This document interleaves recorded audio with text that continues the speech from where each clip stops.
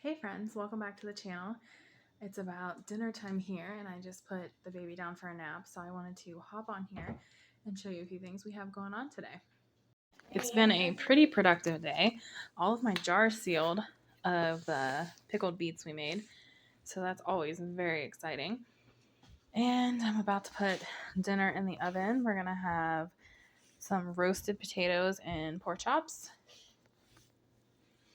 And my youngest laid out some tea bags and cups for us to have with dinner and some fruit leather, so that's super sweet. And we did some fun homeschool projects today. The kids are learning about seeds, so they each put a seed in this bag of a different bean variety. I think Elliot did Taiwan yard long bean, and I think Isaiah did a purple variety. And we made these little books, and they're going to check on their bean growth every day and draw what it looks like. So today was day one, so I think that's going to be a fun homeschool project. Dogs are barking. And another thing that we got today, I ordered from Target, or not Target, Amazon. Get this door shut, I'll show you.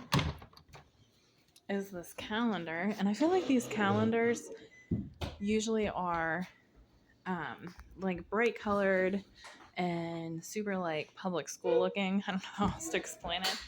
And I just don't, it's not something you'd want to hang in your house necessarily. But this one on Amazon, I thought was kind of aesthetically pleasing. And we started doing this today, so it has the month, the year, weather, season, and then I cut out this little heart to put on the day that it was, because it didn't actually come with like any way to do that. And I wanted to help familiarize my children that are doing kindergarten this year, homeschool, with days of the week and months and all of that. So that's what we're doing. And then it came with these little field trip inserts. So we're doing a field trip for solar eclipse. And we're doing like a historical homeschool day field trip that day. So yeah, but anyway, I thought this was really cute. And I guess you know you're a homeschool mom when you get excited about homeschool things. So anyway, that's what's happening here today. Have lots of dishes to do per usual.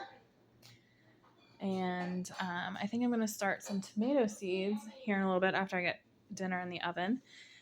And the boys each picked out a tomato variety that they're going to grow themselves this year.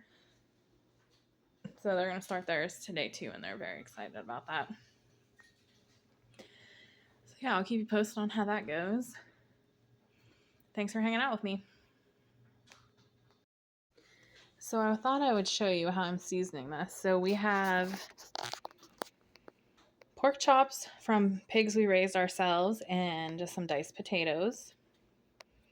And on the potatoes, I'm going to just do salt, pepper, onion powder, paprika, garlic, and olive oil. But I'm doing something different with the pork chops. I've been using Azure Standard for a few months now, and I got this onion soup and dip mix.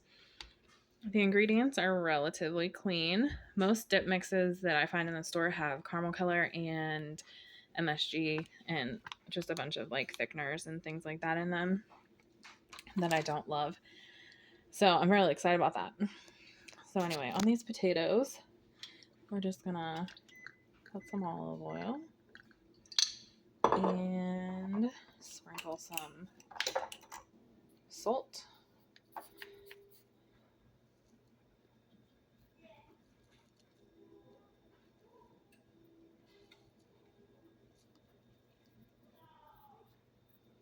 I don't know, maybe like about 2 teaspoons.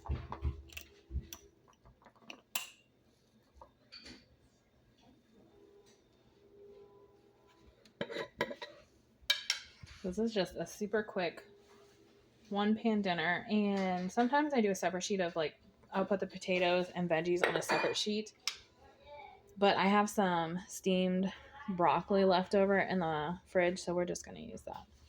And I would say maybe a teaspoon of ground pepper.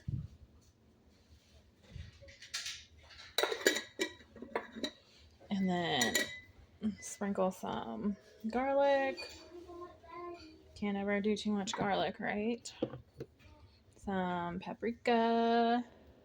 I just kind of put paprika on most things. It makes them look pretty. And some onion powder. Oops, that might be a bit much. Okay, and for the pork chops,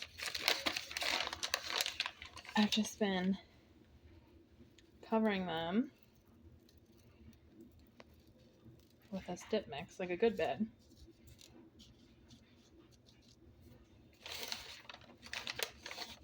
And then I'm going to leave one plain. My kids don't super love this French onion on pork chops. They like it in dip form. So I guess I'll just... Oops. Their pork chop will just get salt.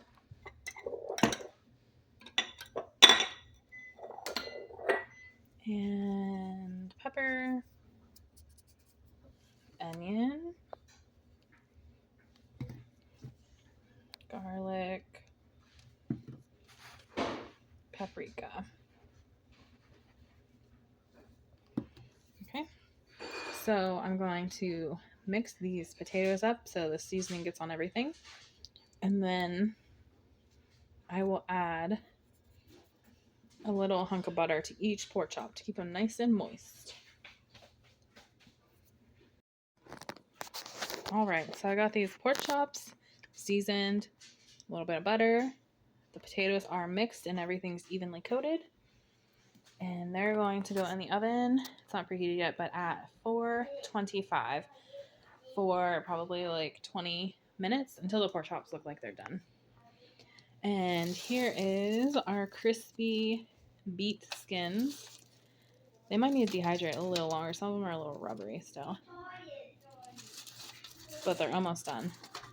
I had to take them out of the oven, preheat the oven for the potatoes and pork chops. But to make the beetroot powder, they have to be nice and crisp. And then I will put them in the coffee grinder and grind them to a powder and use them for all kinds of things. I talked about that yesterday when I showed you guys the canning the beets. So anyway, I'm going to pop these in the oven and then I'm going to start on some tomato seeds. I just wanted to pop back on here to show you guys the sky. Oh, look how pretty. I love when the clouds cover the sun and the outside of the clouds are bright like that. I just think it's so beautiful. So if you're a person that gets excited about the sky, this is for you. I just thought it was beautiful.